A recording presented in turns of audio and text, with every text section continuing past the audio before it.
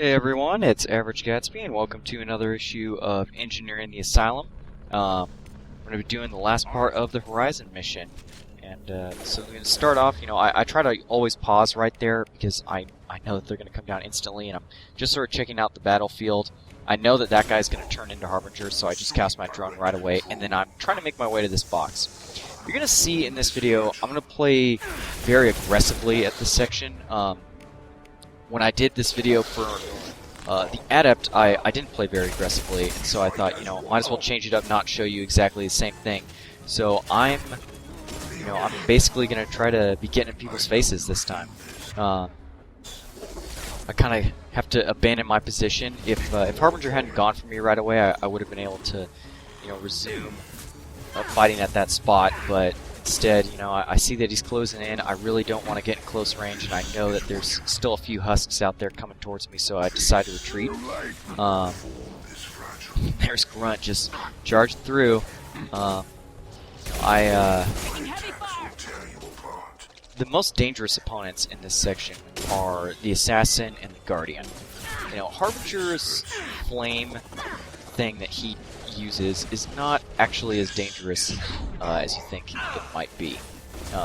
It's this Assassin's shot is really the most dangerous thing. And notice too how when you play aggressive with the Assassin, they will purposefully go out of their way to maintain a long range. As you can see, I'm repeatedly casting my drone, from one target to the next. I really want to kill this Guardian as soon as possible. The Guardians just seem, don't quote me on this, but it seems like they have a more powerful weapon than a normal,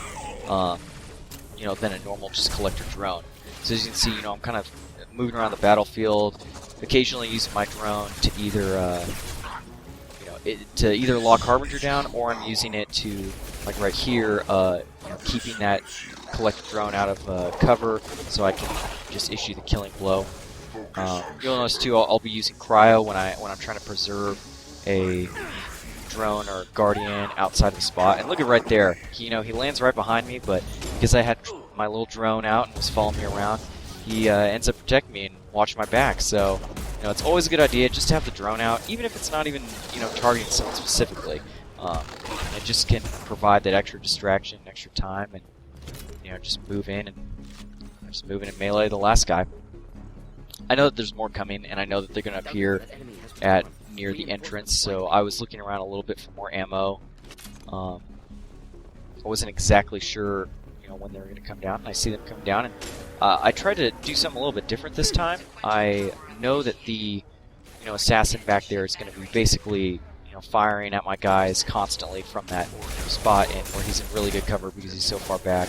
So I decided, I'll take up a position right here where none of the landing drones have any sort of line of sight on me, and just, fight the husks at close range. If you can fight them one at a time, it makes it very easy. And right there you're just seeing my combo of Incinerate to kill the armor, and then Cryoblast for the instant kill.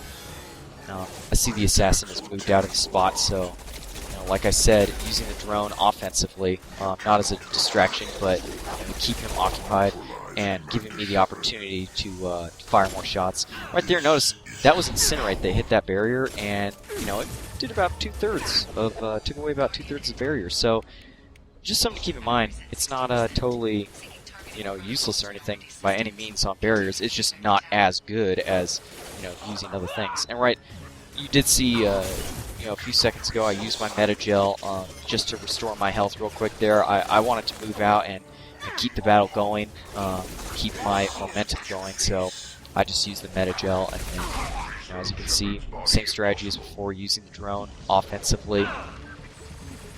I see, anytime I see an opportunity to keep someone outside of cover, like right there, I use my cryo, and I go for the melee just because I was trying to play real aggressively, but that was a mistake. I should have just froze him and then finished him off with a just with my gunshots safely from cover. Got a little carried away there, but as you can see, totally ignoring Harbinger, just letting him fight my guys and going after the more dangerous opponents. If you'll notice many times, one thing I've noticed over and over again is that when I've died because of Harbinger, it hasn't been because Harbinger necessarily killed me. It's been he fires his Black Ball of Death, or he fires his Flame maneuver, and it causes my character to panic or stumble in some way, and it's those Guardians and Assassins, and even sometimes Collector Drones that really, pick up, that really do the damage to you and finish you off. So, finish him off right there. And I know the Praetorian is coming, so I'm just gonna wait for him to appear. And right here in my game, sort of froze a little bit, but, then it unfroze. So, you also notice towards the end there, I used the Metagel like I've been advising, over and over again. I used it when I saw Grunt and one were dead, but I waited until I had low health in order to use it. So I was able to do 3 tasks with just 2 Metagel. So you'll notice right here, I'm switching my allies to the best anti-armor weapons they have, and then giving everyone the incendiary ammo, and firing my incinerations as soon as possible. You'll see that drone does not really do a whole lot when fighting the Praetorian. In fact, I can't say this for sure, but sometimes it seems as though the drone causes the Praetorian to fall earlier than it needs to. And right here, I just unload with the avalanche.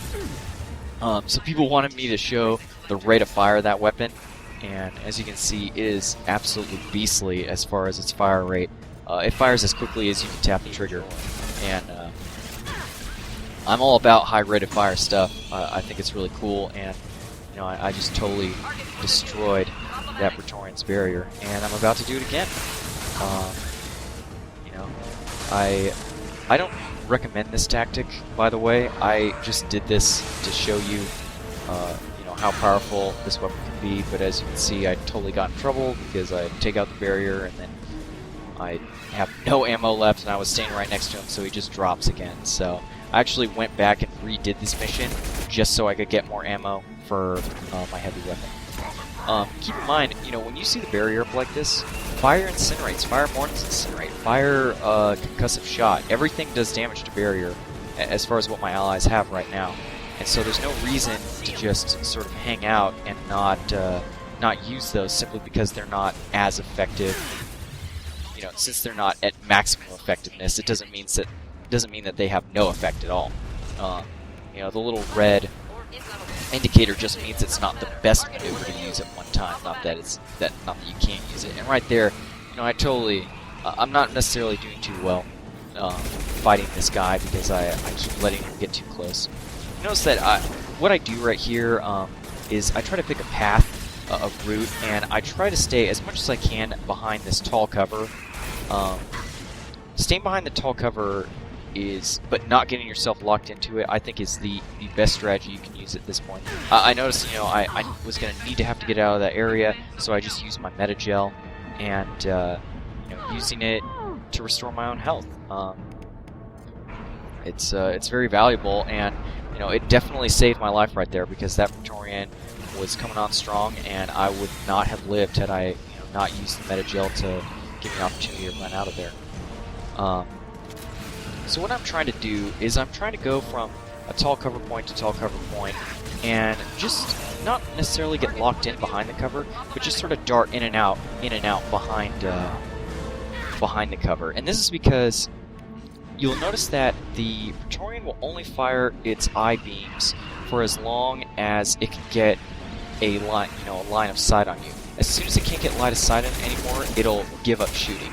Now, when you're trapped into cover like I am right now, it has line of sight on me even though it can't hit me, and so that's why it's continuing to fire its eye beams. But when you're not locked in cover and you're hiding just behind a tall cover because you're standing, in the way, its eye beams will quit targeting you when you dart in behind them.